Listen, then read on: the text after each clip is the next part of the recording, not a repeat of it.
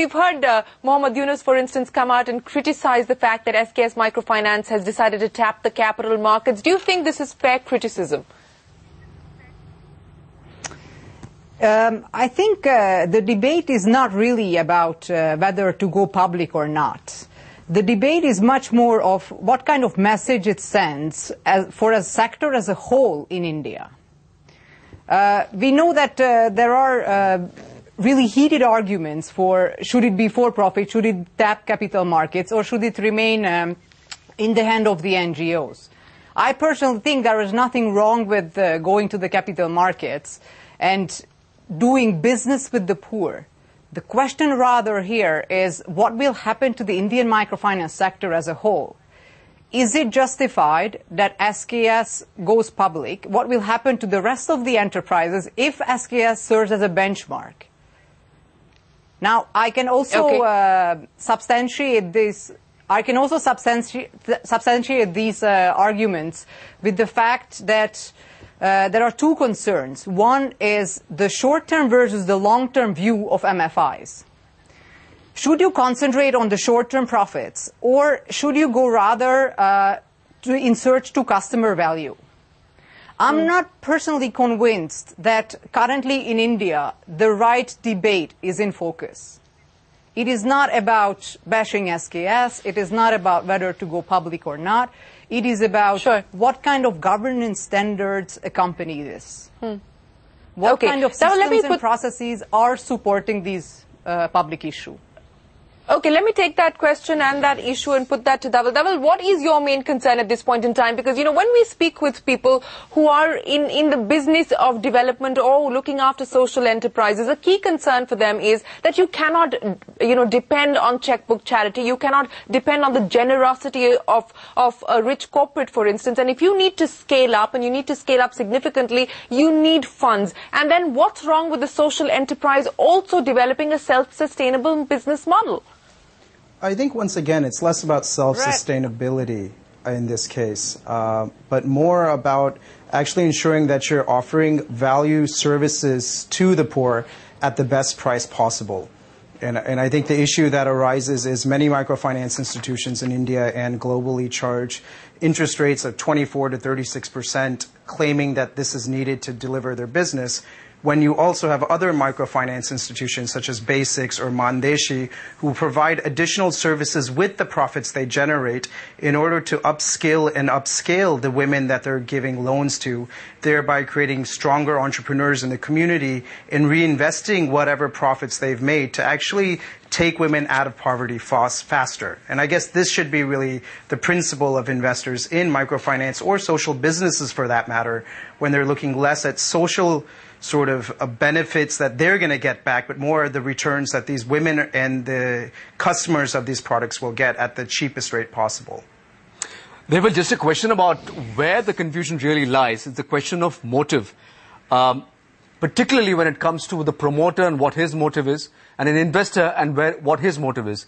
Isn't there a conflict of interest when a company like SKS goes public, realizes there is a valuation gain that is there which investors are looking to cash in on, as against your own intended objective of setting up the microfinance in the first place? Isn't there a conflict? Well, I guess, again, the conflict arises with, and this question should be asked probably more to the investors and the promoter. And at least all the press that I've seen in the discussions have happened have not included either Vikramakula, Sequoia Capital, Kismet Capital, or the various other individuals who actually took a risk 10 years ago to support this initiative. Instead, I think there's a lot of us who think that this is right or wrong. But I think it's maybe to ask this question to the investors and see if they feel that they were falsely led in financing this organization, or did they actually feel that the risk capital they put in was worth this risk? And I think another question is, will this capital go back to their pockets or to fund other social initiatives going forward? Okay, Anna, let me come to you, because you were talking about how this could actually set a precedent for the mutual fund industry in India in the future. Now, you know, there's often been a lot of debate on the lack of a stringent regulatory framework as far as MFIs are concerned. I know that you believe that they shouldn't be compared to banks in that sense. In fact, you feel that the regulations for MFIs perhaps should be stronger than banks as far as MFIs are concerned. Take me through what you actually see or what you would like to see as far as the road ahead is concerned, given the fact that we've now got these changing market dynamics. Yes, first of all, I think it's very important to remember that microfinance provides services to a very vulnerable segment of the society. So if you make a mistake in a bank or any large company, the worst case can happen that the company writes off its loss. But if you make a mistake in microfinance, you actually deny from the vulnerable segment, from the poor, the services that you intend to develop. So that's not a mistake. In my view, that's straight a sin. To me, the reason why MFIs should be even more cautious with their standards than banks, because banks have proven so far that they are unable to cater to this segment. So if MFIs wants to come to the fore and say that we will architect a new set of standards how to extend financial services at the base of the pyramid, they cannot neglect systems and processes, they cannot neglect transparency, they cannot neglect the real meaning of an interest rate, for example. I can guarantee that 80% of the MFIs in India do not know what is the real interest rate that they charge. They simply don't. They never make these calculations. Right. They never calculate whether they have an additional fee, whether they charge insurance fee, whether they have voluntary savings accounts, and so on and so forth. But these are very fundamental and technical issues. I think the larger question is not that much of the motive of microfinance.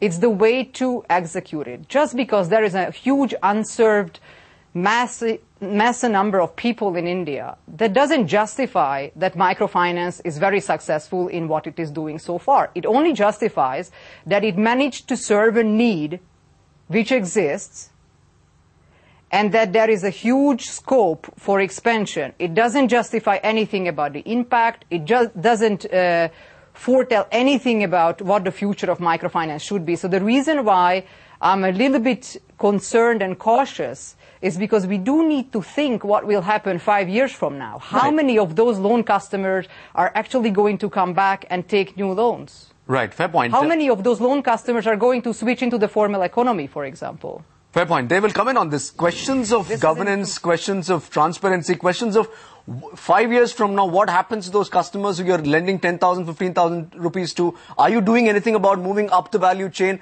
and, in a sense, delivering that social impact that you actually intended to do in the first place? No, and I think this is, again, the issue. I think when banks lend to microfinance institutions, to on-lend, they're more concerned about their 15, 16, 17% interest rate as opposed to the social impact that these organizations are creating. And a lot of this is just a function of the philanthropic markets right now, where you actually don't have access to philanthropic funding to scale these organizations. I mean, these banks or MFIs follow very much the same rules as a normal NBFC would follow. Therefore, they need equity to be brought in to not just form the NBFC, but they have very strict regulations according to external commercial borrowing, which does not allow them to borrow at much cheaper rates at 2 to 3% interest from abroad, but instead, because of the bank lobbies we have in this country, they're required to borrow at the high rates and then on lend at much higher rates. So I think the issue is really to look at the laws and see that if we are going to give subsidies or special sort of circumstances for these organizations that are dealing with the poor, then I think it is safe to assume that various measures need to be taken into account, such as limiting the interest rates or limiting the profits that an organization can take out post sort of IPO or exit. Right. That being said, again, the rules are such that I know for a number of years many microfinance institutions were getting loans at a very low rate, but the banking sector in India didn't allow those loans to come in. Instead, we're charging, again, very high interest rates, which is not fair to the women that were being helped. Yet the Indian banks are quite excited because they were able to fall under priority lending and meet that mandate and still get their money guaranteed.